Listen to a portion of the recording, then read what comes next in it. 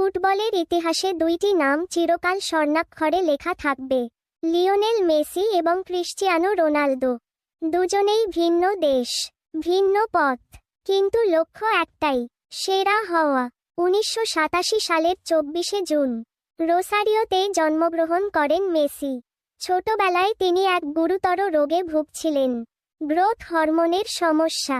তার পরিবারের পক্ষে চিকিৎসার খরচ বহন করা কঠিন ছিল। তখন স্পেনের বিখ্যাত ক্লাব এফসি বার্সেলোনা তার দায়িত্ব নেয়। মেসি ধীরে ধীরে নিজের অসাধারণ প্রতিভা দিয়ে বিশ্বকে চমকে দেন। ড্রিবলিং, পাসিং, গোল, সবকিছুতেই তিনি হয়ে ওঠেন এক ম্যাজিকিয়ান। তিনি বহুবার ব্যালন ড'র জিতেছেন এবং আর্জেন্টিনাকে বিশ্বকাপ জিতিয়ে নিজের ক্যারিয়ারকে সম্পূর্ণ করেছেন। 1985 সালের 5ই ফেব্রুয়ারি ফুনশালে জন্মগ্রহণ করেন রোনালদো। তার পরিবার ছিল খুবই সাধারণ এবং আর্থিকভাবে দুর্বল। ছোটবেলা থেকেই তিনি কঠোর পরিশ্রম করতেন।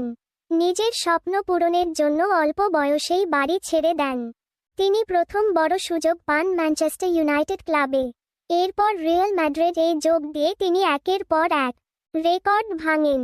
রোনালদোর শক্তি, গতি এবং ফিটনেস তাকে অন্যদের থেকে আলাদা করেছে। মেসি হলেন স্বাভাবিক প্রতিভার জাদুকর, আর রোনালদো হলেন কঠোর পরিশ্রমের প্রতীক। দুজনেই প্রমাণ করেছেন, ডানে ইশারা করা উল্টো হাতের তর্জনী সাফল্যের জন্য প্রতিভা যেমন দরকার, তেমনই দরকার কঠোর পরিশ্রম। তুমি মেসির ফ্যান হও বা রোনালদোর, এই দুই কিংবদন্তি আমাদের শেখায়, ডানে ইশারা করা উল্টো হাতের তর্জনী, স্বপ্ন দেখো, পরিশ্রম করো, আর কখনো হার মানো না। ভিডিওটি ভালো লাগলে লাইক, শেয়ার এবং সাবস্ক্রাইব করতে ভুলবে না।